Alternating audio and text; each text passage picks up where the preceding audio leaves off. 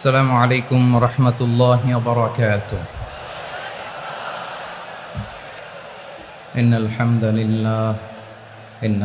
لله نحمده ونستعينه ونستغفره ونؤمن به ونتوكل عليه ونعوذ بالله من شرور أنفسنا ومن سيئات أعمالنا. من يهده الله فلا مضل له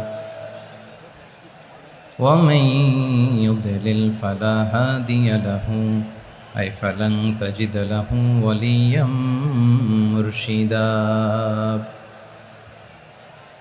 ونشهد أن لا إله إلا الله وحده لا شريك له هو الذي لا ضد له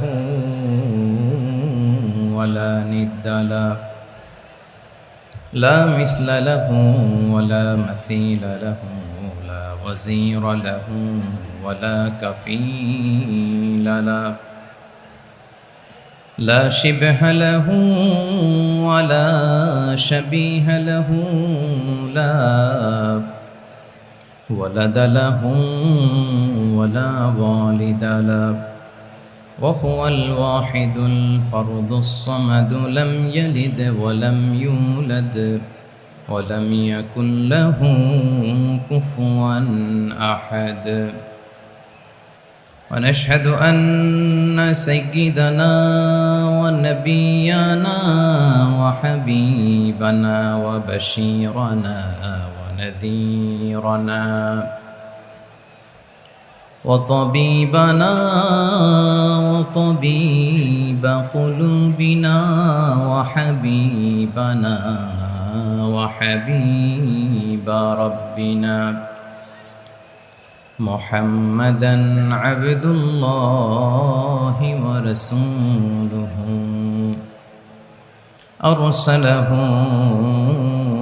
بالحق بشيرا ونذيرا وداعيا إلى الله بإذنه وسراجا منيرا. أما بعد فقد قال الله تعالى في كلامه المجيد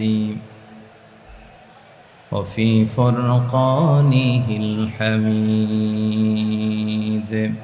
أعوذ بالله من الشيطان الرجيم.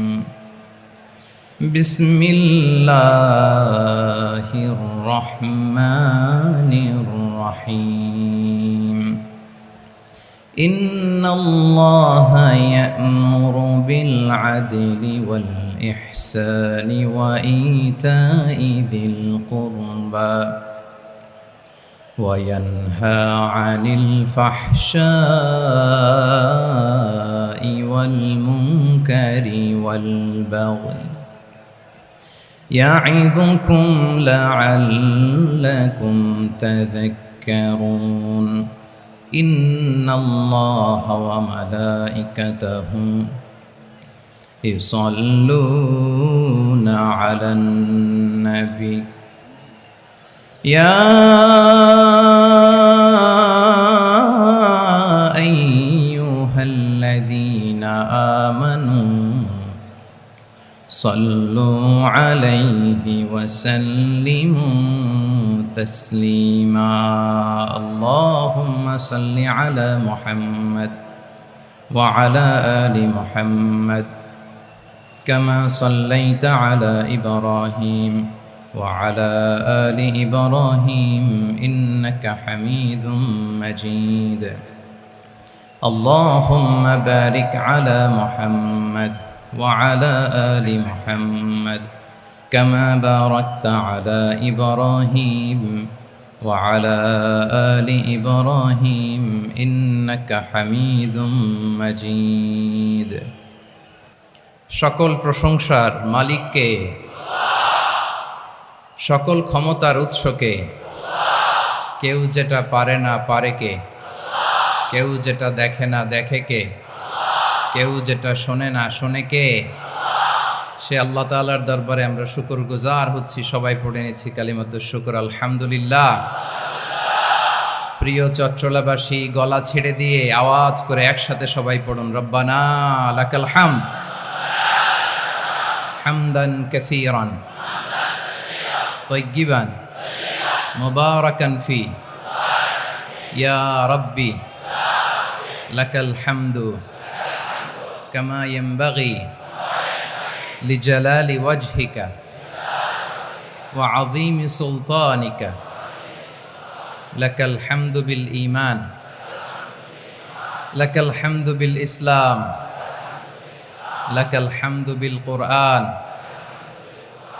আল্লাহ রাব্বুল ইজ্জা ওয়াল জালালের দরবারে শুকরিয়া জ্ঞাপনের পাশাপাশি আমি আজকের এই ঐতিহাসিক চট্টগ্রামের প্যারেড ময়দানে আয়োজিত 5 দিনব্যাপী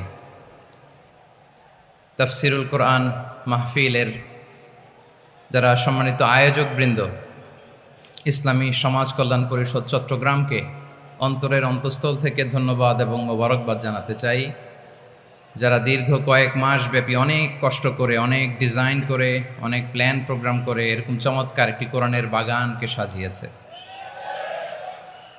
আজকের এই প্রোগ্রামের সম্মানিত সভাপতি, প্রধান অতিথি, বিশেষ অতিথি, মঞ্চে উপবিষ্ট উলামায়ে কেরাম, কমিউনিটি লিডার্স, চট্টগ্রামের বিভিন্ন পর্যায়ের বিভিন্ন দলের সামাজিক, ধর্মীয়, রাজনৈতিক নেতৃবৃন্দ, ব্যবসায়ী ভাইয়েরা, চাকরিজীবী ভাইয়েরা, শ্রমজীবী ভাইয়েরা, ছাত্র ভাইয়েরা, পর্দার আড়ালে আমার মায়েরা এবং বোনেরা, সাংবাদিক বন্ধুরা, মিডিয়া কর্মী, ইউটিউবার্স, ভলান্টিয়ার্স, আপনাদের সবাইকে অন্তরের অন্তঃস্থল থেকে শুভেচ্ছা জানাই, মোবারকবাদ জানাই।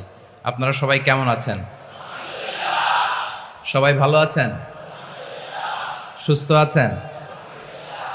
দোয়া করি আল্লাহ তাআলা আপনাদের সবাইকে ভালো রাখুন, সুস্থ রাখুন, নিরাপদে রাখুন। আমরা সবাই পড়ি আমিন। সম্মানিত সুধী, হযরতুল আল্লাম শহীদ মরহুম আল্লামা দেলওয়ার হোসেন সাঈদী রাহিমাহুল্লাহ, ওনার স্মৃতি বিজড়িত আজকের এই ঐতিহাসিক প্যারেড ময়দানের তাফসিরুল কোরআনের প্রোগ্রামে সব আছে। স্টেজ আছে, শ্রোতা আছে, প্যান্ডেল আছে, মিডিয়া কাভারেজ আছে, কিন্তু আমাদের কলিজার টুকরাটা আমাদের মাঝে নাই। আজকের এই প্রোগ্রামে আলোচক হয়ে এই চেয়ারে আমি না বসে ওই শ্রোতাদের কাতারে বসে যদি আমাদের আল্লামার নুরানি চেহারার দিকে তাকিয়ে ওয়াজ শুনতে পারতাম, আমাদের হৃদয়টা ঠান্ডা হয়ে যেত, আমাদের তৃষ্ণার্ত হৃদয় শান্ত হতো। সব আজকে আছে, কি যেন নাই, ঠিক কিনা বলেন? আল্লাহ তাআলা প্রতি 100 বছরে একজন মুজাদ্দিদ পাঠায়, প্রতি 100 বছরে একজন মুজাদ্দিদ, যিনি সমাজকে সংস্কার করেন। আল্লামা দেলওয়ার হোসেন সাঈদী রাহিমাহুল্লাহ ছিলেন তেমন একজন মুজাদ্দিদ। চিৎকার করে বলেন ঠিক কিনা? উনি শিরক বিদআতের আস্তানাকে তছনছ করে দিয়েছেন, তাওহীদের বাণীকে সমুন্নত করেছেন, গণমানুষের কাছে তাফসিরুল কোরআনকে জনপ্রিয় করেছেন। আজীবন আজীবন তিনি ইসলামকে বিজয়ী শক্তি হিসেবে দেখার স্বপ্ন দেখতেন।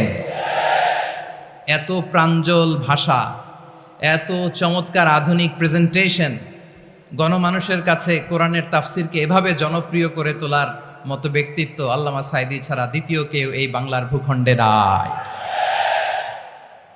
এই যে তাফসিরুল কোরআন, এই যে টার্মিনোলজি, এই টার্মটাই উনি আসলে জনপ্রিয় করেছেন। আমরা আগে জানতাম না যে এভাবে তাফসির করা যায়, এভাবে scientific indications of the Holi কোরআনকে মানুষের কাছে পেশ করা যায়, এভাবে এত জীবন ঘনিষ্ঠ করে, এত ইন্টারেক্টিভ করে কোরআনের কথাগুলো মানুষের কাছে উপস্থাপন করা যায়। উনি অন্যায়ের বিরুদ্ধে সবসময় সোচ্চার ছিলেন, প্রতিবাদী কণ্ঠস্বর ছিলেন। ওনার আলোচনা শুনলে দেহের রক্ত টকবক করে ফুটতে থাকতো। আল্লাহু আকবার, আল্লাহু আকবার, আল্লাহু আকবার। He was a strong mouthpiece of Islamic revivalism. Islamic জাগরণের স্ট্রং মাউথপিস ছিলেন আল্লামা সাঈদী রাহিমাহুল্লাহ। অনেক দোয়া পেয়েছেন। আমরা পড়েছি, এমন জীবন তুমি করিবে গঠন, মরণে হাসিবে তুমি, কাঁদিবে ভুবন। গোটা বিশ্বকে তিনি কাঁদিয়েছেন। আল্লামা যখন ইন্তেকাল করলেন, আমি তখন মালয়েশিয়া থেকে যুক্তরাষ্ট্রে একটা কনফারেন্সে যোগ দিতে যাচ্ছি, কাতার এয়ারলাইন্সে। মালয়েশিয়া থেকে দোহাতে নামলাম। দোহায় যখন আমার ট্রানজিট, তখন শুনতে পেলাম যে আল্লামা বিদায় নিয়েছেন। সোশ্যাল মিডিয়ায় শুনে বিশ্বাস করতে পারলাম না। মুহূর্তের মধ্যেই মাসুদ সাইদি ভাইকে মেসেজ করলাম, উনি কোনো উত্তর দিতে পারলেন না। মাসুদ ভাইয়ের সাথে যখন কোলাকুলি করি, আমাদের শামীম ভাইয়ের সাথে যখন কোলাকুলি করি, মনে হচ্ছে আল্লামা সাইদির ঘ্রাণ পাই। শরীরটা লিটারালি কাঁপছিল, নিজেকে মানাতে পারছিলাম না, বিশ্বাস করতে পারছিলাম যে আসলে আল্লামা বিদায় নিয়েছেন। ইন দ্য মিন টাইম আমার সেকেন্ড ফ্লাইট দোহা টু নিউ ইয়র্ক, 12 ঘন্টার ফ্লাইটে উঠলাম।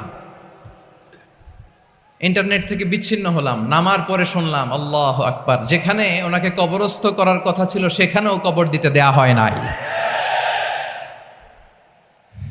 ছবিগুলো দেখতে লাগলাম, হাসিমাখা মুখ, হাসিমাখা নিথর দেহটা, মরণে হাসিবে তুমি, কাঁদিবে ভুবন।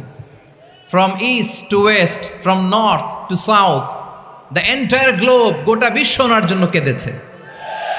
গোটা বিশ্ব কেঁদেছে, কাবার গিলাফ ধরে ধরে মানুষ চিৎকার করেছে। এর চেয়ে শ্রেষ্ঠ মৃত্যুকার হতে পারে? আমাদের আল্লামার আর কি পাওয়ার ছিল বলেন? আর কি পাওয়ার ছিল?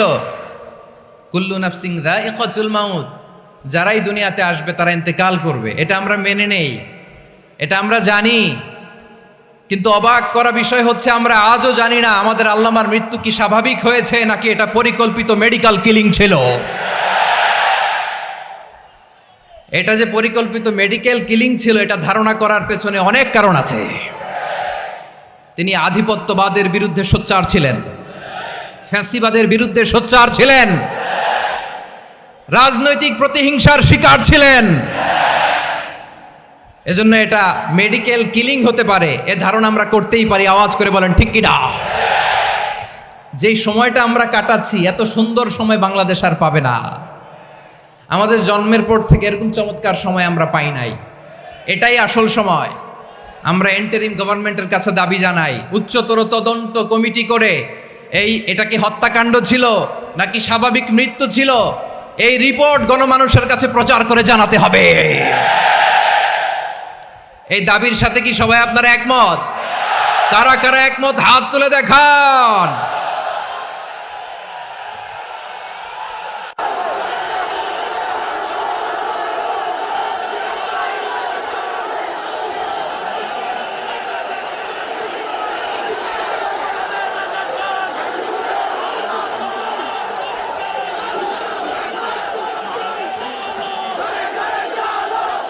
প্রিয় চট্টলাবাসী, আল্লাহ তাআলা তার এই মুখলেস গোলামকে তার জান্নাতুল ফেরদাউসের মেহমান হিসেবে কবুল করুক, তার জীবনের সকল খেদমাগুলোকে কবুল করুক, জান্নাতুল ফেরদাউসের আলা মাকামে তাকে মেহমান হিসেবে কবুল করুক।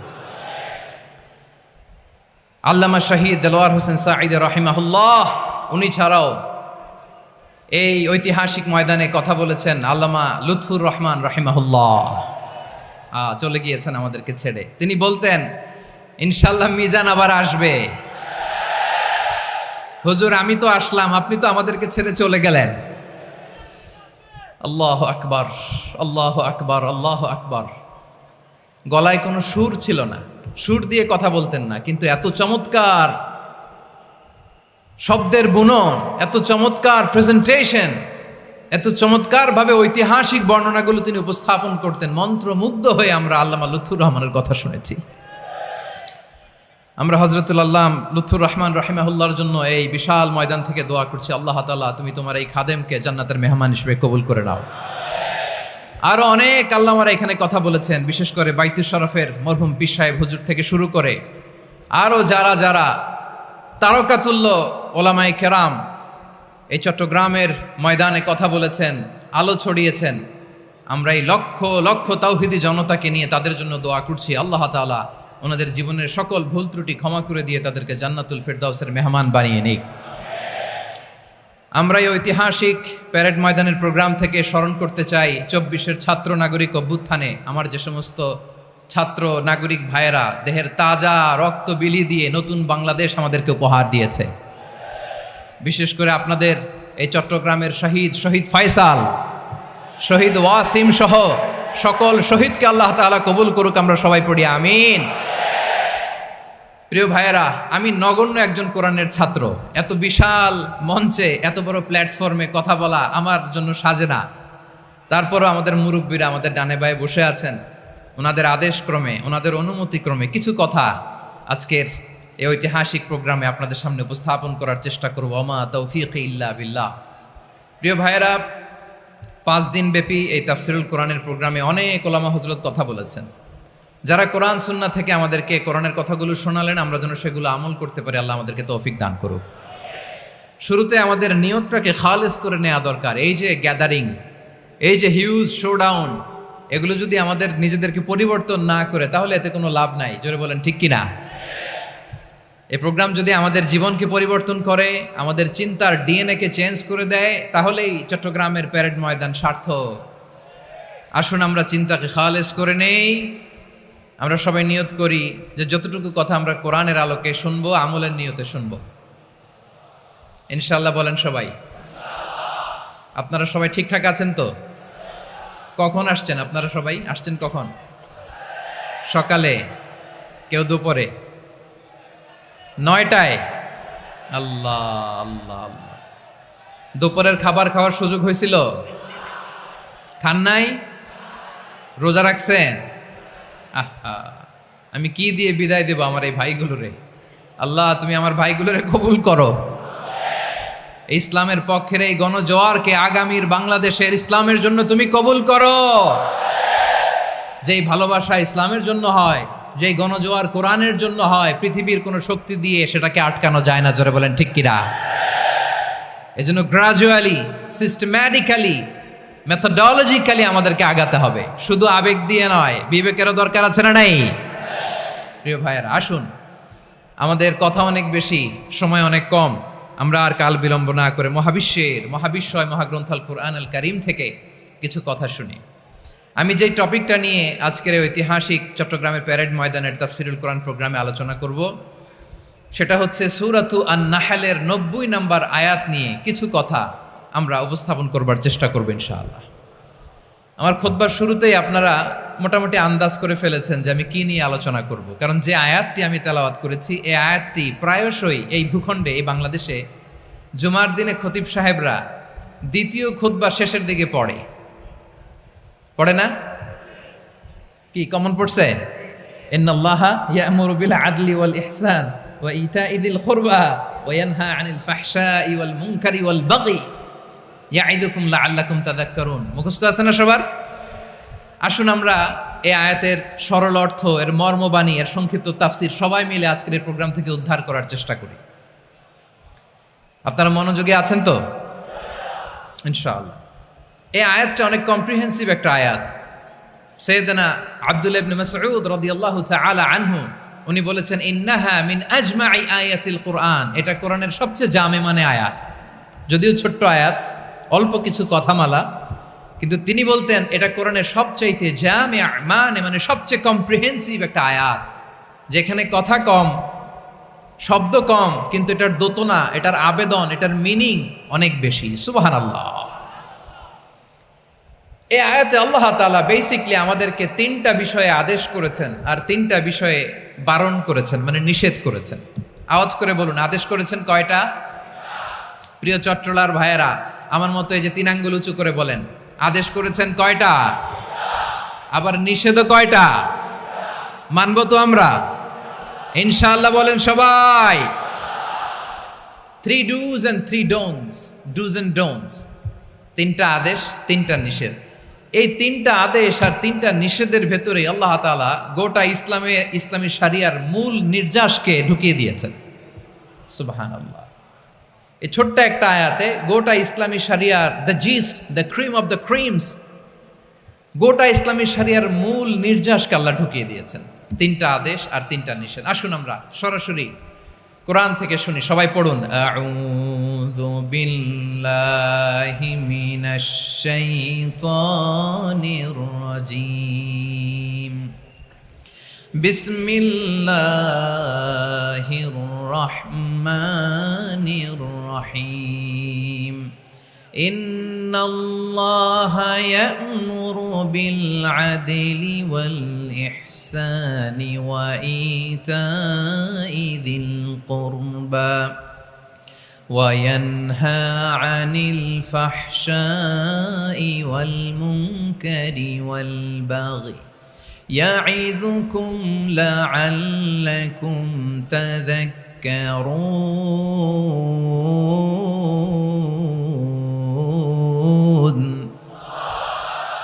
আল্লাহ তাআলা ইরশাদ করছেন, ইন্নাল্লাহা ইয়া'মুরু বিল আদলি ওয়াল ইহসান, নিশ্চয় আল্লাহ তাআলা তোমাদেরকে ন্যায় বিচারের আদেশ দেন, সদাচরণের আদেশ দেন, নিকটাত্মীয়দেরকে দানের আদেশ দেন। আদেশ কয়টা? আওয়াজ করে সবাই বলুন তো কয়টা? নিশ্চয় আল্লাহ তাআলা তোমাদেরকে ন্যায় বিচারের আদেশ দেন, সদাচরণের আদেশ দেন, তিনি তোমাদের নিকটাত্মীয়দেরকে দানের আদেশ দেন, আর তিনি তোমাদেরকে অশ্লীলতা থেকে নিষেধ করেন, মন্দ কাজ থেকে নিষেধ করেন, অবাধ্যতা সীমা লঙ্ঘন থেকে নিষেধ করেন। তিনি তোমাদেরকে উপদেশ দেন যাতে তোমরা শিক্ষা গ্রহণ করো। সুবহানাল্লাহ। উপদেশ দিচ্ছে স্বয়ংকে। তিনটা জিনিসের আদেশ। ইয়া'মুরু বিল আদল, সুবিচার ন্যায় বিচারের আদেশ তিনি দেন। ইহসানের আদেশ দেন যাতে আমরা ইহসান করি, একে অপরের প্রতি সুবিচার করি, মহানুভবতা দেখায়, অনুগ্রহ দেখায়, আর নিকট আত্মীয়দেরকে যেন আমরা দান করি। এই তিনটা আদেশ তিনি দিয়েছেন। আর কোন তিনটা জিনিস থেকে তিনি বারণ করেছেন? অশ্লীলতা, ফাহশা, মুনকার, মানে সব মন্দ আর অসৎ কাজ, এগুলো থেকে তিনি আমাদেরকে বারণ করেন। ওয়াল বাগি, অবাধ্যতা, সীমা লঙ্ঘন, এই তিনটা কাজ থেকে তিনি আমাদেরকে বারণ করেন। তিনি আমাদেরকে উপদেশ দেন, স্বয়ং আল্লাহ তাআলা আমাদেরকে উপদেশ দেন যাতে করে আমরা শিক্ষা গ্রহণ করি। সুবহানাল্লাহ পড়ে। তাহলে আসুন আমরা ধরে ধরে একটা একটা করে সামনের দিকে আগাই। আল্লাহ তাআলা প্রথমে আমাদেরকে আদেশ দিয়েছেন আদালের। ইন্নাল্লাহা ইয়া'মুরু বিল আদল। আওয়াজ করে বলুন আল আদাল। সবাই পড়ুন আল আদাল। আমরা উর্দু জানি, হিন্দি জানি, অনেকে ইংরেজিও জানি, কিন্তু আরবি শব্দগুলো আমাদের মুখ দিয়ে বেরোতে চায় না। আওয়াজ করে বলুন আল আদাল। মাশাআল্লাহ। ইন্নাল্লাহা ইয়া'মুরু বিল আদল। আল্লাহ তাআলা আমাদেরকে আদলের আদেশ দেন। আদল অনেকে না বুঝলেও আদালত শব্দটা বুঝবেন। আদালত, আদালত, আদালত বুঝেন না? যেখানে বিচার কার্যের ফয়সালা করা হয়, কোর্ট কাচারি আদালত, এটা তো ভেরি কমন। এটা শুনছেন না সবাই? আদালত, যেখানে ন্যায় বিচার হবে, সুশাসন হবে। কিন্তু ভাগ্যের কি নির্মম পরিহাস, ওখান থেকে মিথ্যা সাক্ষী দিয়ে মনমতো রায় দিয়ে দেয়া হয়। এগুলোর পরিবর্তন হওয়ার দরকার আছে না নাই? প্রিয় ভাইয়েরা, আদালত, আল আদল, ইংরেজিতে বলে জাস্টিস, ন্যায় বিচার, সুবিচার, সুশাসন, জাস্টিস, আল আদল, সব জায়গায় এই জাস্টিস থাকা দরকার। Justice should be prevailed in the society. The mission of all prophet was to uphold the justice. সব নবীর মিশন ছিল এই জাস্টিসকে, আদালকে, সুশাসন আর সুবিচারকে নিশ্চিত করা। পড়েন সুবহানাল্লাহ। And the core message of every divine scripture was to uphold justice. পৃথিবীর সব আসমানি কিতাবের মূল শিক্ষা ছিল এই জাস্টিসকে সমাজে এনশিওর করা, সুবিচার, সুশাসনকে এনশিওর করা। তাহলে প্রিয় ভাইরা, আমরা বুঝতে পারলাম আল আদ শব্দের মানে হচ্ছে ইনসাফ বা সুবিচার বা ন্যায় বিচার। এটা হচ্ছে একটা general meaning, very general meaning. আপনি যদি ইন ডেপথ বুঝতে চান, আরো ভেতরে যান, তাহলে আদাল মানে হচ্ছে সমন্বয়, আদাল মানে হচ্ছে ভারসাম্য, ব্যালেন্স। আদাল মানে হচ্ছে মধ্যম পন্থা। সুবহানাল্লাহ পড়েন। কারণ সব সময় সমান সমান হইলেই সুবিচার হয় না। কথা কি বুঝতেছেন? ইসলামের দ্য কনসেপ্ট অফ আদাল, এটা এমন আদাল, এটা সব সময় সমান সমান নয়। যখন সমান সমান দেয়া দরকার, ইসলাম সমান সমান দেয়। যখন ব্যালেন্স করা দরকার, চেক এন্ড ব্যালেন্স, সমন্বয়, ভারসাম্য করা দরকার, তখন ইসলাম ভারসাম্য করে দেয়। এটার নাম আদাল। সুবহানাল্লাহ। সহজ করে আপনাদেরকে বুঝাই। যেমন ধরুন, একটা পরিবারের 3 জন সদস্য, স্বামী, স্ত্রী আর সন্তান, তাদের সকালবেলার ব্রেকফাস্টে স্বামীর সকালের নাস্তায় স্বামীর 3টা রুটি লাগে, স্ত্রীর 2টা লাগে, আর সন্তানের 1টা রুটি লাগে। এখন আমি যদি সমান সমান করে আদল করতে চাই, সবাইকে যদি 3টা করে রুটি দেই, তাহলে স্বামী বেচারার জন্য ঠিক আছে, কি বলেন? কথা কি বুঝতেছেন না কষ্ট হয়ে যাচ্ছে? যদি সমান সমানের নিয়মে আগাই, তাহলে 3টা করে যদি রুটি দেই স্বামীর জন্য ওকে, কিন্তু স্ত্রীর জন্য 1টা বেশি হয়ে যায়। আর সন্তানের জন্য কয়টা বেশি হয়? আচ্ছা, এই তো বুঝতেছেন, মাশাআল্লাহ। আচ্ছা, 2টা করে যদি সবাই দেয় সমান সমান নীতিতে, তাহলে স্ত্রীর জন্য, স্ত্রী বেচারির জন্য ঠিক আছে, কিন্তু স্বামীর কয়টা কম পড়ে? আর সন্তানের বেশি হয়ে যায় কয়টা? আচ্ছা, সমান সমান নীতিতে সবাইকে যদি সকালের নাস্তার জন্য 1টা করে রুটি দেই, সন্তানের জন্য ঠিক আছে, কিন্তু স্ত্রী বেচারির কম পড়ে কয়টা? স্বামীর কম পড়ে কয়টা? 2টা। কথা কি বুঝতেছেন? আর আমি যদি স্বামীকে দেই 3টা, স্ত্রীকে দেই 2টা, আর সন্তানকে দেই 1টা, তাহলে কারো অপচয় হবে না, যার যতটুকু দরকার ঠিক ততটুকুই কাজে লাগবে। চিল্লায় বলেন ঠিক কিনা? এটাই হচ্ছে ইসলামের আদল, যেখানে যার যতটুকু দরকার তাকে সেখানে ঠিক ততটুকু দিয়ে দেওয়ার নামই হচ্ছে আদল। চিল্লায় পড়েন আল্লাহু আকবার। রব্বুল আলামিন বলেন, ইউসিকুমুল্লাহু ফি আওলাদিকুম লিযযাকারি মিসলু হাযযিল উনসায়াইন। আল্লাহ তোমাদেরকে ওসিয়ত করেন, তোমাদেরকে আদেশ দেন, উত্তরাধিকার সম্পদ যখন বন্টন হবে, ছেলেরা যতটুকু পাবে, মেয়ে পাবে তার অর্ধেক। সুবহানাল্লাহ বলেন। দেখেন, ছেলে যদ্দূর, মেয়ে অর্ধেক, ছেলে ডবল পাবে। আপাত দৃষ্টিতে মনে হয় এখানে অবিচার হয়েছে, কিন্তু আসলে কি অবিচার হয়েছে? আপনি বিয়ের ক্ষেত্রে যান, ওইখানে আবার ছেলে মোহরানা দেয়, মেয়ে সেখানে মোহরানা পায়, তাহলে চেক এন্ড ব্যালেন্স, ভারসাম্য, ব্যালেন্স, মধ্যম পন্থা এখানে আছে না নাই? এটাই হচ্ছে ইসলামের আদল। আল্লাহ তাআলা এই আদলের আদেশ দিয়েছেন, সুবিচার, ন্যায় বিচার, সুশাসন এবং ভারসাম্যের আদেশ দিয়েছেন। প্রিয় ভাইয়েরা, একটি শান্তিময় সমাজ, একটা সমৃদ্ধ সমাজ, একটা মানবিক সমাজ যদি আমরা পেতে চাই, এই আয়াতের মধ্যে যতগুলো পয়েন্ট আছে সবগুলোর বাস্তবায়ন লাগবে। কথা বুঝতে পেরেছেন? বলেন, আওয়াজ করে বলেন, আমরা একটা শান্তির সমাজ চাই কি চাই না? আমরা একটা সমৃদ্ধ বাংলাদেশ চাই কি চাই না? আমরা একটা মানবিক বাংলাদেশ চাই কি চাই না?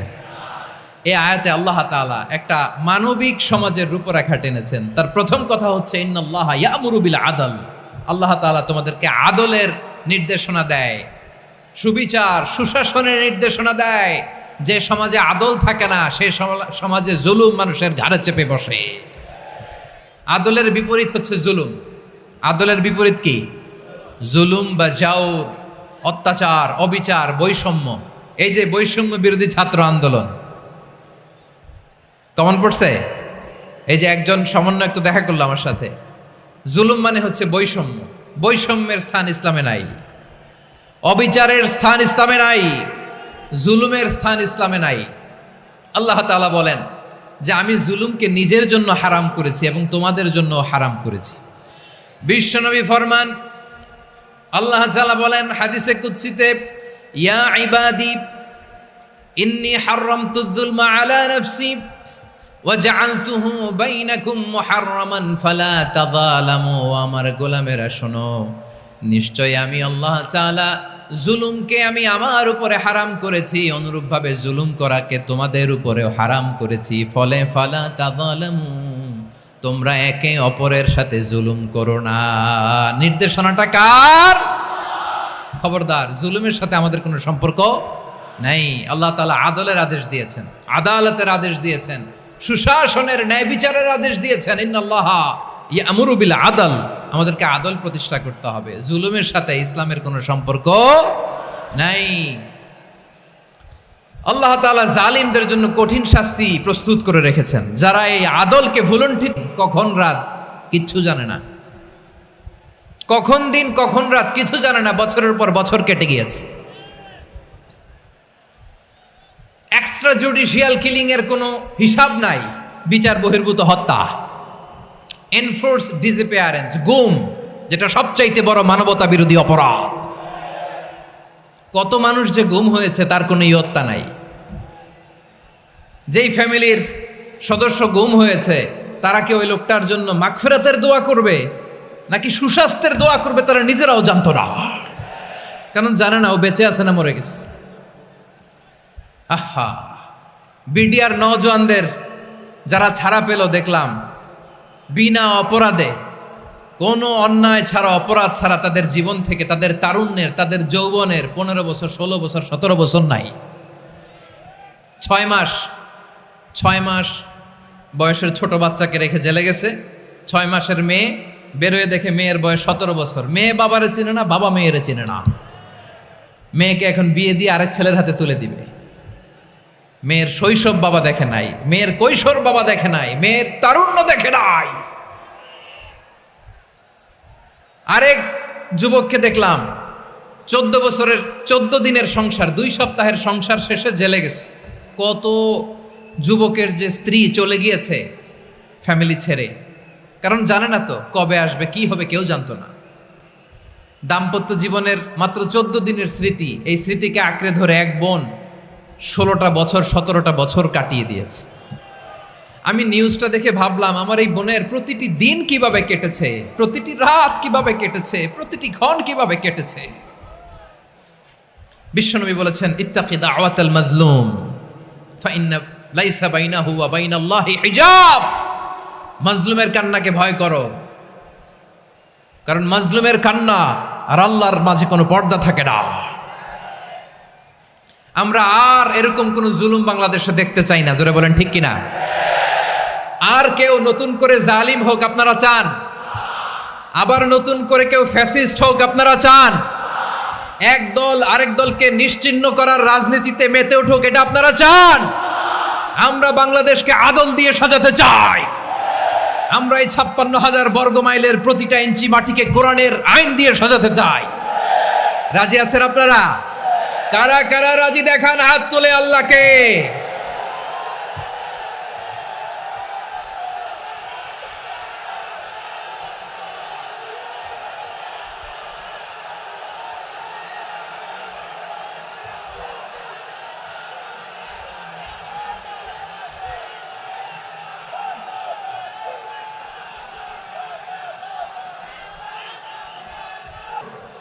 আমার প্রিয় বীর চট্টলার তৌহিদি মুসলমান, আমরা আর নতুন করে কেউ জালিম হোক এটা চাই না, নতুন করে আবার কেউ ফ্যাসিস্ট হোক আমরা চাই না, এক দল আরেক দলকে নিশ্চিহ্ন করার রাজনীতি করুক আমরা চাই না। আমরা সুশাসনের বাংলাদেশ চাই, আমরা মানবিক বাংলাদেশ চাই, আমরা একটা সমৃদ্ধ বাংলাদেশ চাই, আমরা বিশ্বের বুকে সম্মান নিয়ে মাথা উঁচু করে দাঁড়াতে চাই, ঠিক কিনা বলেন? আল্লাহ বললেন, এটা যদি তোমরা চাও, একটা সমৃদ্ধ সমাজ যদি বিনির্মাণ করতে চাও, মানবিক সমাজ যদি বিনির্মাণ করতে চাও, আমি তোমাদেরকে সেজন্য প্রথমে আদালতের নির্দেশ দিলাম। ইন্নাল্লাহা ইয়া'মুরু বিল আদল, নিশ্চয় আল্লাহ তাআলা তোমাদেরকে ন্যায় বিচার সুশাসন এটার আদেশ দেন। সুবহানাল্লাহ। আদাল, ন্যায় বিচারের আদেশ আল্লাহ তাআলা কোরআনের বিভিন্ন আয়াতে দিয়েছেন। আল্লাহ তাআলা বলছেন, ইন্নাল্লাহা ইয়া'মুরুকুম আন তুআদ্দুল আমানাতি ইলা আহলিহা ওয়া ইযা হাকামতুম বাইনান নাসি আন তাহকুমু বিল আদল ইন্নাল্লাহা নি'ম্মা ইয়া'iযুকুম বিহি ইন্নাল্লাহা কানা সামিআন বাসীরা। আল্লাহ তাআলা বললেন, আল্লাহ আদেশ দিচ্ছেন, যে ব্যক্তি আমানতের হকদার তার হাতে তোমরা আমানত পৌঁছে দাও, আর যখন তোমরা বিচার কার্য করবে, বিচার ফয়সালা করবে, আদালতের সাথে করো। সুবহানাল্লাহ বলেন।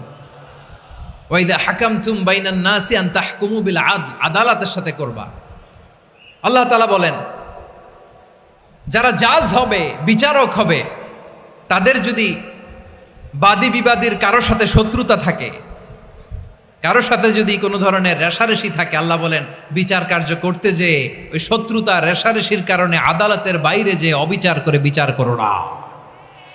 ওয়ালা ইয়াজরিমান্নাকুম শানাআনু কওমিন আলা আল্লা তা'দিলু ই'দিলু হুয়া আকরাবু লিত্তাকওয়া ওয়াত্তাকুল্লাহা ইন্নাল্লাহা খাবীরুম বিমা তা'মালুন। খবরদার কোন জাতির প্রতি, কোন গোষ্ঠীর প্রতি, কোন গোত্রের প্রতি আক্রোশ যেন তোমাদেরকে ন্যায় বিচার থেকে দূরে সরিয়ে না দেয়, বরং আমি আল্লাহর আদেশ হলো ই'দিলু, তোমরা আদল করো, ন্যায় বিচার করো, সুবিচার করো, সুশাসন প্রতিষ্ঠা করো। হুয়া আকরাবু লিত্তাকওয়া, এটাই তাকওয়ার সবচেয়ে কাছাকাছি। সুবহানাল্লাহ বলেন। কোরআনের বিভিন্ন আয়াতে আল্লাহ তাআলা স্পেসিফিকলি ধরে ধরে বিচার করার সময় আমরা যেন আদল করি সেটা বলেছেন। কোরআনের কোন কোন জায়গায় আল্লাহ তাআলা এই আল আদ শব্দটা ব্যবহার করেছেন। আবার একই জিনিস ইনসাফ, সুবিচার, সুশাসন, ন্যায় বিচার, ন্যায় পরায়ণতা বুঝাতে আল্লাহ তাআলা কখনো কখনো আল কিসত শব্দটা ব্যবহার করেছেন। আওয়াজ করে সবাই বলুন আল কিসত। প্রিয় ভাইয়েরা, সবাই আওয়াজ করে আমার সাথে সাথে বলুন আল কিসত। আল্লাহ তাআলা বলেন ওয়া ইন হাকামতা ফাহকুম বাইনাহুম বিল কিসতি ইন্নাল্লাহা ইউহিব্বুল মুকসিতিন। যখন তুমি বিচার করবে, বিশ্বনবীকে উদ্দেশ্য করে অ্যাড্রেস করে বললেন, নবী হে, ইহুদিরা কোনো বিষয়ে মীমাংসার জন্য যদি আপনার দরবারে আসে, যদি বিচার করতে হয়, খবরদার অবিচার করবেন না। ফয়সালা যেটা করবেন কিসতের সাথে করবেন, ন্যায় পরায়ণতার সাথে করবেন, কারণ ইন্নাল্লাহা ইউহিব্বুল মুকসিতিন, নিশ্চয় আল্লাহ রাব্বুল ইজ্জাত ন্যায় পরায়ণশীলদেরকে বড্ড ভালোবাসেন। সুবহানাল্লাহ বলেন। ন্যায় পরায়ণ লোকদেরকে আল্লাহ তাআলা বড্ড ভালোবাসেন। অন্য আয়াতে আল্লাহ তাআলা বলছেন وَنَضَعُ الْمَوَازِينَ الْقِسْطَ لِيَوْمِ الْقِيَامَةِ فَلَا تُظْلَمُ نَفْسٌ شَيْئًا।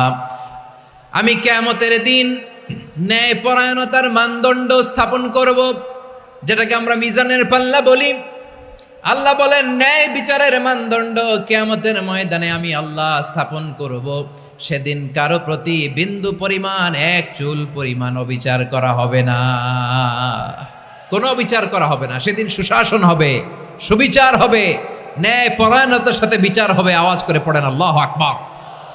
তাহলে প্রিয় ভাইরা, যে তিনটি বিষয়ে আল্লাহ তাআলা আমাদেরকে আদেশ দিয়েছেন, তার প্রথমটা হচ্ছে আদালত, ইনসাফ, সুবিচার, ন্যায় বিচার। এটা আমরা চাই কি চাই না? বিশ্বনবী ন্যায় বিচার, ন্যায় পরায়ণতা, সুশাসন প্রতিষ্ঠিত করেন কি করেন নাই? আপনারা বিশ্বনবীর সিরাত যারা পড়েছেন, আপনি দেখবেন বিশ্বনবীর সিরাতের পরতে পরতে, বাঁকে বাঁকে, সিরাতের বাঁকে বাঁকে এই আদালতের নমুনা মেলে। সুবহানাল্লাহ বলেন। ছোট্ট একটা নমুনা রাসূল সাল্লাল্লাহু আলাইহি ওয়াসাল্লামের আসিরা আল আতরা থেকে ছোট্ট একটা নমুনা আপনাদের খেদমতে এখানে উপস্থাপন করি। বিশ্বনবী সাল্লাল্লাহু আলাইহি ওয়াসাল্লাম মক্কা বিজয় করলেন ৮ম হিজরিতে।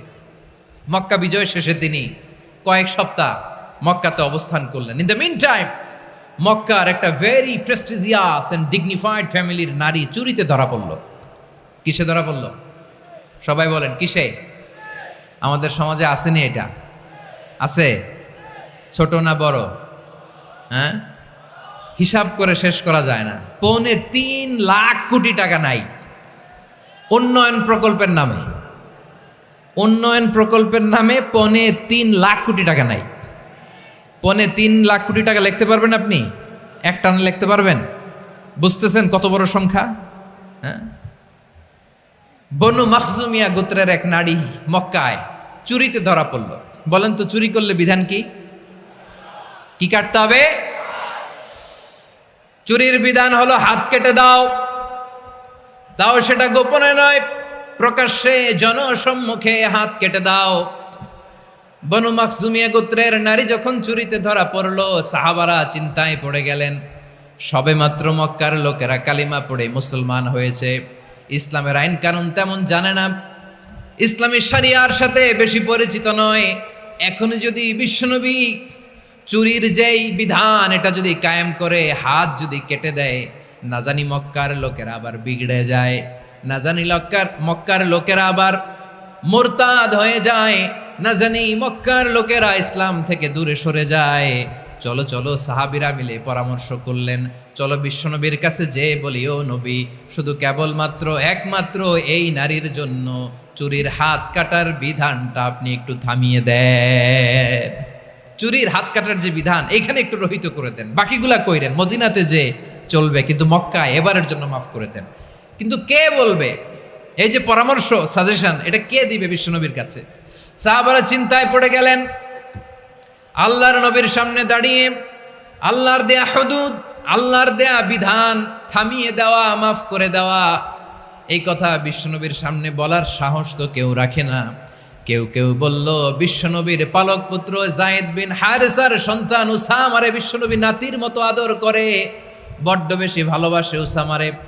এজন্য সাহাবারা উসামাকে বলতো হিব্বু রাসূলিল্লাহ, বিশ্বনবীর ভালোবাসা। কি বলতো? সাহাবীরা বললেন, বিশ্বনবীর ভালোবাসা হিব্বু রাসূলিল্লাহ, উসামারে পাঠাও। উসামারে বিশ্বনবী নাতির মতো স্নেহ করে, মায়া করে, ভালোবাসে। আমরা পারবো না, উসামা পারবে। সবাই মিলে ফুলিয়ে ফুসিয়ে ওসামাকে, ছোট্ট ওসামাকে রাজি করালো। ওসামা, এমন এমন কথা যে তুমি বিশ্বনবীর কাছে বলতে হবে, পারবা নাকি? ওসামা বলে, পারবো। সাইয়েদনা ওসামা রাদিয়াল্লাহু তাআলা আনহু তরুণ সাহাবী বিশ্বনবীর কাছে গেলেন, যে বললেন, নবী, বনু মাখজুমিয়া গোত্রের এক নারী চুরিতে ধরা পড়েছে, এবারের জন্য কি এই মহিলাটারে মাফ করে দিলে হয় না?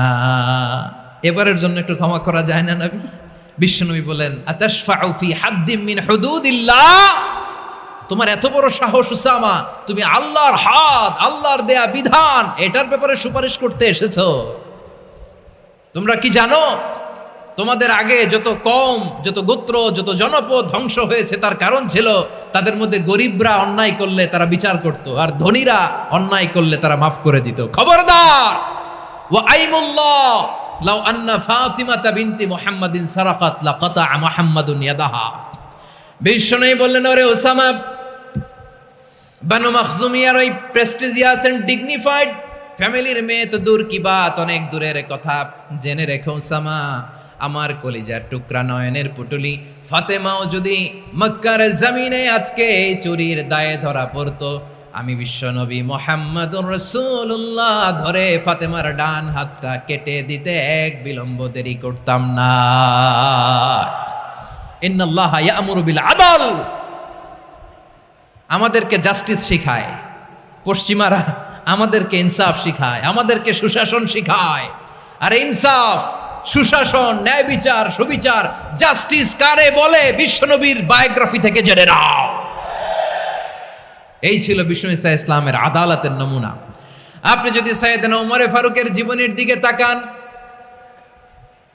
এমন কঠোর, এমন বীর সেনানী ছিলেন। সাইয়েদনা ওমর ফারুক যদি রাস্তার এই মাথা দিয়ে হাঁটা শুরু করতেন, শয়তান ওমর ফারুককে দেখলে ওই রাস্তা রেখে দিয়ে অন্য রাস্তা দিয়ে হাঁটতো। সুবহানাল্লাহ। ওমর ফারুক রাদিয়াল্লাহু তাআলা আনহু কি পার্সোনালিটি ছিল, কি পার্সোনালিটি! আমাদের এলাকায় ছোট বাচ্চারা রাতে ভাত খেতে চায় না, আমার মেয়েটাও খেতে চায় না। এই এটা দিব, ওইটা দিব, আজকে মাহফিলে আসার সময় বলে দিছে লিস্ট করে, এটা এটা আনতে হবে। তো ছোট্ট বাচ্চাদের অনেক বায়না থাকে, ওরা রাতে খেতে চায় না। তো মায়েরা বিভিন্ন ভয় দেখায়, এই বাঘ আসবে, বাঘ আসবে খাও, এই ভূত আসবে, ভূত আসবে খাও। আপনারা কি বলেন চট্টগ্রামে? কি আসবে?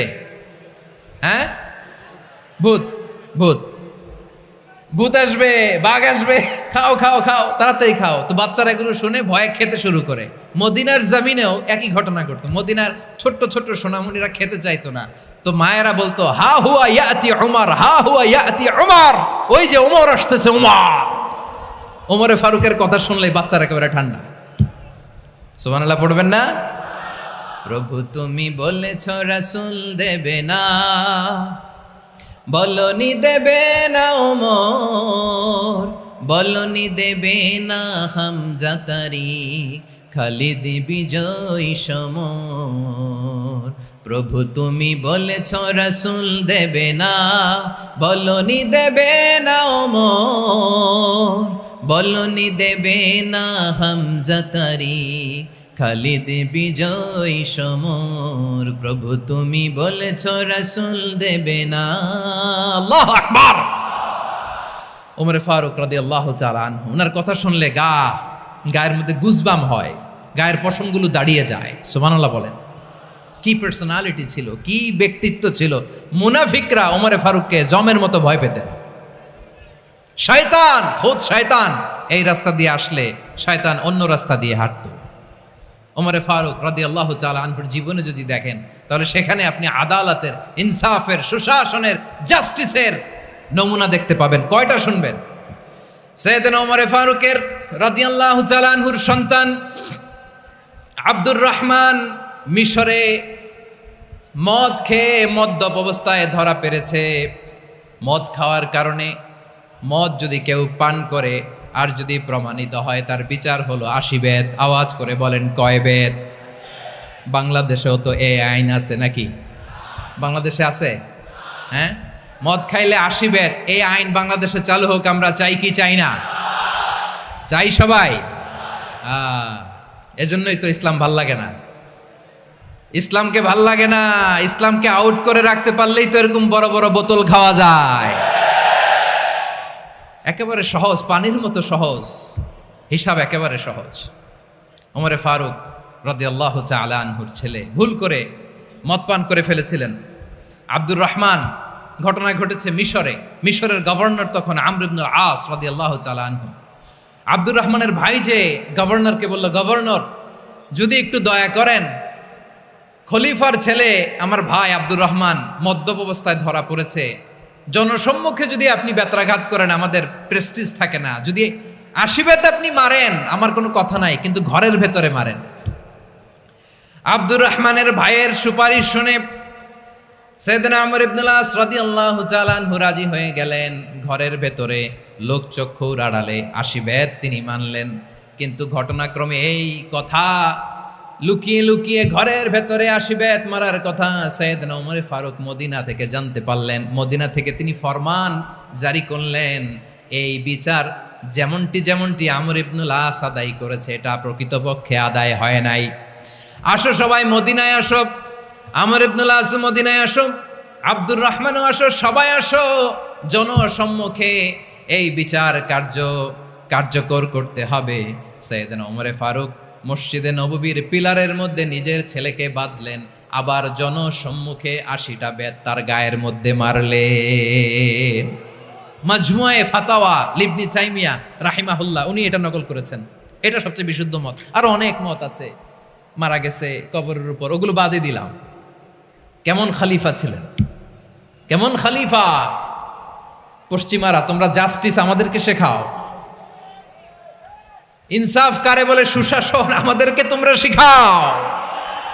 ওমরে ফারুক রাদিয়াল্লাহু তাআলা আনহু ওই বিচারকে তিনি ধর্তব্য মনে করেন নাই। মদিনাতে এনে আবার জনসম্মুখে আবার 80 বেত মেরেছেন।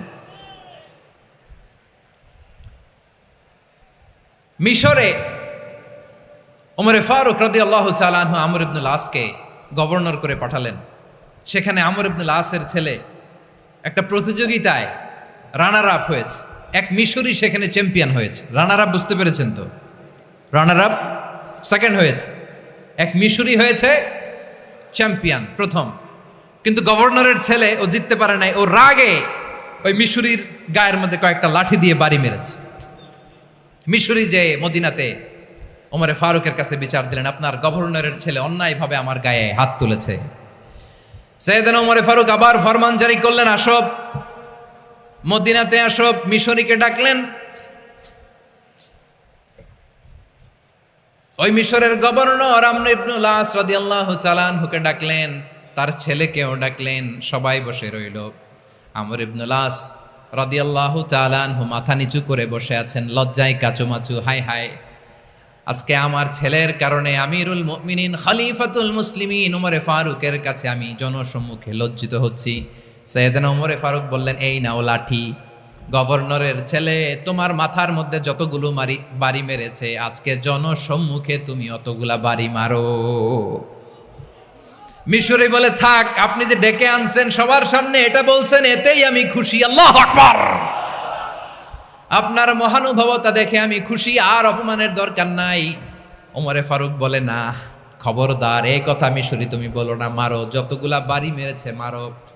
বাধ্য হয়ে মিশরি আমর ইবনুল আসের সামনে ওনার কলিজার টুকরা সন্তানের মাথার মধ্যে বাড়ি মারতে আরম্ভ করলেন।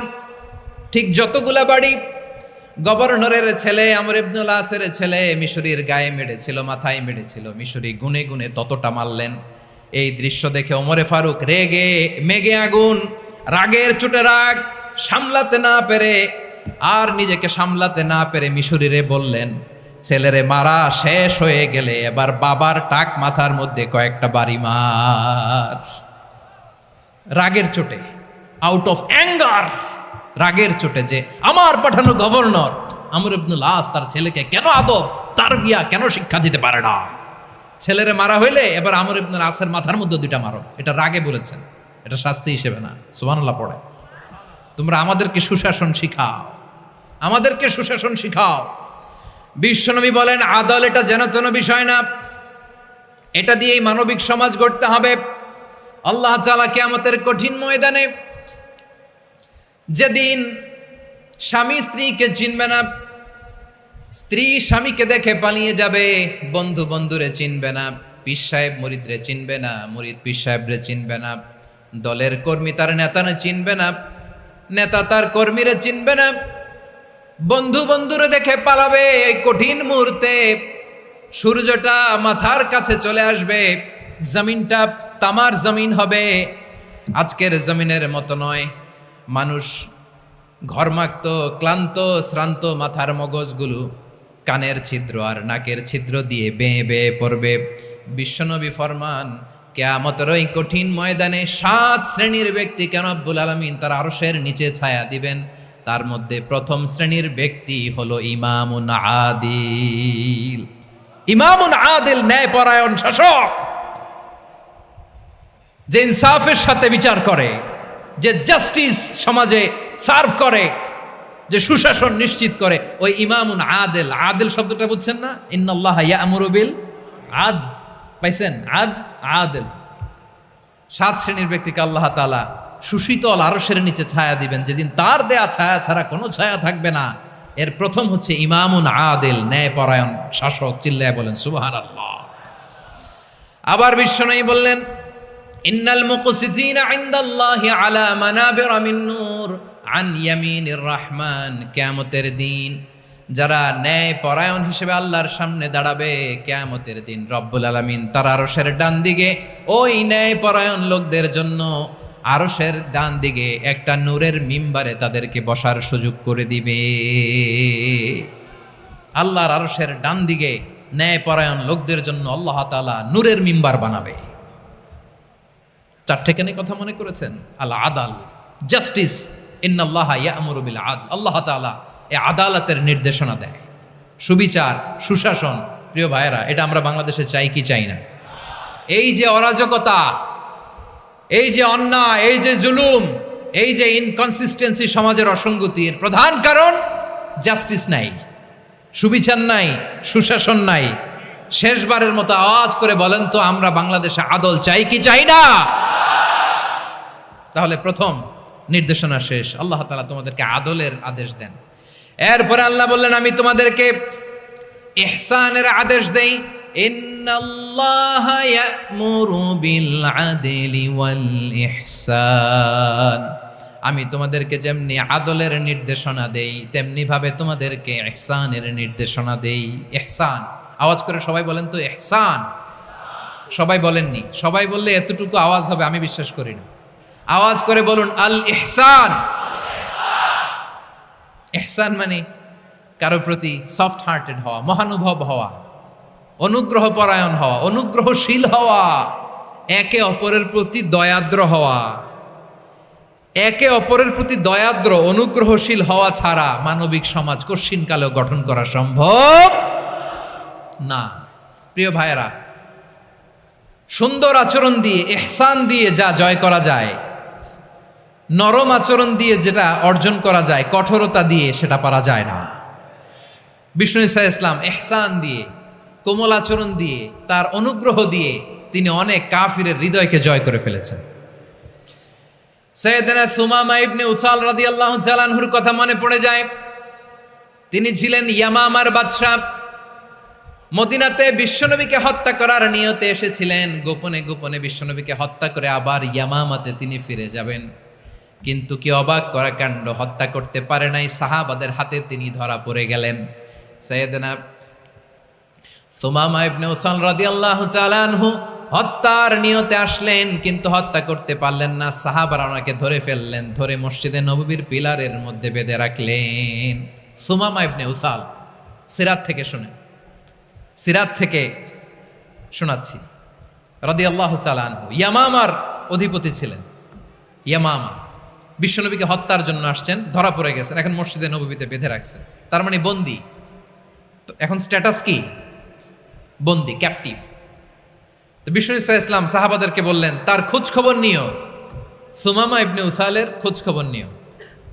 সাহাবার বলেন, ইয়া রাসূলুল্লাহ, আপনাকে হত্যা করতে এসেছে, তার তো কঠিন ক্যাপিটাল পানিশমেন্ট হওয়া দরকার, কঠিন শাস্তি হওয়া দরকার। বিষ্ণু বললেন, না, আমি যেটা জানি তোমরা সেটা জানো না, তোমরা সুমামার সাথে ভালো আচরণ করো। বিশ্বনবী সুমামার কাছে গেলেন। প্রথম দিন যে তিনি কালেমার দাওয়াত দিলেন, ইমানের দাওয়াত দিলেন, ইসলামের দাওয়াত দিলেন, রিসালাতের দাওয়াত দিলেন, আখিরাতের দাওয়াত দিলেন। পরের দিন যে বিশ্বনবী সালাতের দাওয়াত দিলেন, যাকাতের দাওয়াত দিলেন, ইসলাম কি, কিভাবে, কেমন করে পালন করতে হয় চমৎকার আর্টিকুলেট করতে শুরু করলেন। তন্ময় হয়ে সুমামা ইবনে উসাল রাদিয়াল্লাহু তাআলা আনহু বিশ্বনবীর কথাগুলো শুনতে আরম্ভ করলো। একদিন নয়, 2 দিন নয়, টানা 3 দিন বিশ্বনবী সুমামার কাছে ইসলামকে প্রেজেন্ট করেছেন, উপস্থাপন করেছেন। আওয়াজ করে বলেন, কয় দিন? 3 দিন। 3 দিন মসজিদে নববীতে বাধা। আর সাহাবীদেরকে বললেন তার খোঁজ খবর নিও, তোমরা যে রুটি বানাও এর মধ্যে সবচেয়ে ভালো আটার রুটিটা তারে দিও, সবচেয়ে রিফাইন্ড খেজুর, যেটা পিওর খেজুর, এটা তারে দিও। আর বিশ্বনবী নিজের উট থেকে দুধ দহন করে ওনার বাড়ির এক কর্মচারীকে বলেছেন, দুধ দহন করে সুমামার জন্য নিয়ে যেও। সুবহানাল্লাহ পড়বেন না? সবাই তো অবাক, ইয়ামামা থেকে আসছে নবীকে হত্যা করতে, বিশ্বনবী দেখে তারে জামাই আদর করে, তাকে মজার মজার খাবার দিও, দুধ দিও, আদর আপ্যায়ন করো। 1 দিন নয়, 2 দিন নয়, টানা 3 দিন বিশ্বনবী এভাবে সুমামার কাছে যেয়ে ইসলামকে প্রেজেন্ট করতে আরম্ভ করলেন, ইসলামকে উপস্থাপন করতে শুরু করলেন। আর তাকে চমৎকার এন্টারটেইনমেন্ট, আপ্যায়ন দিতে আরম্ভ করলেন। টানা 3 দিন যখন ইসলামের দ্য বিউটিজ অফ ইসলাম, ইসলামের সুমহান বাণী, সৌন্দর্য তার কাছে উপস্থাপন শেষ, তাকে আপ্যায়ন শেষ, বিশ্বনবী বললেন সাহাবাদেরকে, যাও এবার সুমামার হাতের পায়ের রশি দুটো খুলে দাও। তারা বললেন, ইয়া রাসূলুল্লাহ, কি বলেন আপনি? ও তো হত্যাকারী, সুযোগ পায় নাই, আপনারে মারতে পারে নাই, ছেড়ে দিলে আবার ও আপনার উপর তলোয়ার নিয়ে ঝাঁপিয়ে পড়বে। নবী, এই সিদ্ধান্ত আপনি নিতে যাবেন না। বিশ্বনবী বললেন, যেটা বলেছি সেটা করো, সুমামার রশিগুলো ছেড়ে দাও, সুমামার হাতে পায়ের রশিগুলো যে তোমরা খুলে দাও। সাহাবারা তর্ক জুড়ে দিলেন, লা ইয়া রাসূলুল্লাহ, এমনটা করবেন না, তো ভয়ঙ্কর, ভয়ঙ্কর খুনি, কি জানি কি হয়ে যায়। বিশ্বনবী বললেন, না, তার হাতে পায়ের রশিগুলো খুলে দাও। সাহাবারা বিশ্বনবীর কথা মতো তার হাতে পায়ের রশিগুলো খুলে দিল। সুমামা মুহূর্তের মধ্যে মসজিদে নববী থেকে বের হয়ে ইয়ামামায় ফিরে না যে মসজিদে নববীর পাশে একটা খেজুর বাগান ছিল, সেখানে চলে গেলেন। সেখানে একটা ছোট্ট কুয়া ছিল, কুয়ার পানি দিয়ে তিনি গোসল করলেন। সুবহানাল্লাহ পড়েন। কুয়ার পানি দিয়ে গোসল করে মসজিদে নববীর সামনে এসে বিশ্বনবী এবং সাহাবাদের সামনে দাঁড়িয়ে সাব্বাবা উঁচু করে বললেন, আশহাদু আল্লা ইলাহা ইল্লাল্লাহ ওয়া আশহাদু আন্না মুহাম্মাদান আবদুহু ওয়া রাসূলুহু। আল্লাহু আকবার।